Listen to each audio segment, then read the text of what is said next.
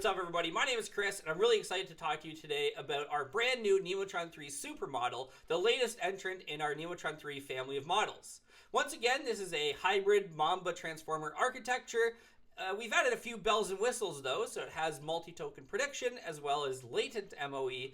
You can read more about those things in the technical report, but today we're going to get hands-on and see how we can actually use the model. It's a 120B total, 12B active parameter model, which means that it can still rip pretty fast. So what we're going to do is look at how we can access it through build.nvidia.com, look a little bit about the integration that we have with Perplexity, look through some code in a notebook, and then showcase how you can use the model with something like OpenCode as your driver for your agent harness. All right, let's dive right in and we'll see what this model can do. All right, the first thing we do is check out the model on build.nvidia.com. So you can see here we have our Nemotron 3 Super 120B-A12B. We can ask it questions like, hey, Super, how's it going? We're going to get a reasoning trace, of course, and then the final answer. We can do things like ask it a riddle, and this is basically the standard interface for using the model, right?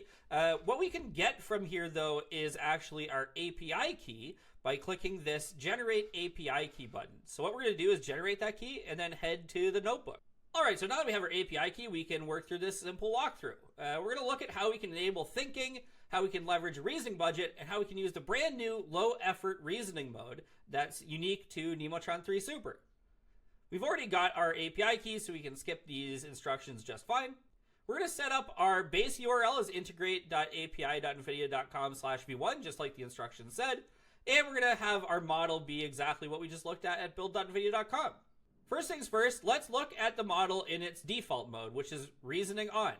You'll notice that I explicitly passed in enable thinking true here, but even if I didn't pass this parameter, our model would actually operate the same as we saw before. So let's go ahead and try that like this. And you can see that we get the default behavior, which is a little bit of thinking and then the response. Now we can use a reasoning budget in order to tell the model how long to think for. What this is going to do is using enable thinking true allows us to set a maximum token budget. So if our model needed to think for more than 8,000 tokens, we would truncate its thinking and start returning the answer. This is great if you want a really granular control of the model's reasoning. Next, we have low effort mode. Low effort mode is what it sounds like. The model just tries to think as little as possible. This is something that we can set just by setting low effort equal to true. The recommendation would be to start with the normal behavior of the model. If it's a little bit too verbose, you can move to using the low effort flag. And then if you need something in between, at that point, experiment with different potential reasoning budgets. We also have an integration with Perplexity, which actually allows us to use this model along with their web search tool through Perplexity. So we can ask a question like, what is the new architecture for Nemotron 3 family, and get this awesome response as found by the search tool through Perplexity. Not only can we use it in the notebook like this, but we also have access to it through the model dropdown in perplexity.ai. So we can actually select Super as our model and ask it to look up something. So we can use it to look up something like, what is the newest architecture for the Nemotron 3 family of models, and then send this request off. And same thing as before, it's going to think, look up, review, and then provide us with a final response. Very cool.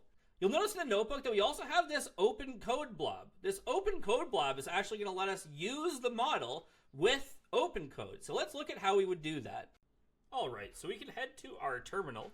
And what we're going to do is go ahead and open up our opencode.json. I have a demo version just to hide my API key, but the idea is that we can set our schema, model, and our provider. For our provider, we're going to call it NVIDIA Nem. We're going to include our base URL, which is the same URL that we saw in the notebook, as well as our model, which is the same model we saw at build.nvidia.com. Once we have this set up, we're good to go ahead and actually run OpenCode, which we can do with the command OpenCode. And then we're going to find our model in the models section. We can search it up with Super and see that we have our old versions of Super as well as the latest Nemotron 3 Super. Now that we've picked our model, we can go ahead and ask it to do stuff for us. Like perhaps, build a cool snake game in HTML, CSS. it's going to start cooking, and that's it.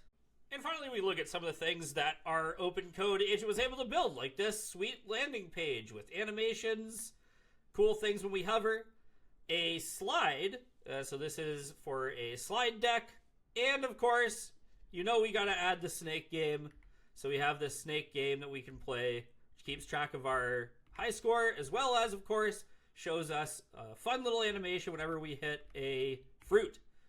Thanks so much for watching this tutorial video. I hope you enjoyed it. We have some resources prepared that you can check out down below, including a tech blog, a tech report, as well as a number of examples on how you can actually customize this model if you wanted to do that. Thanks so much for watching, and have a great day.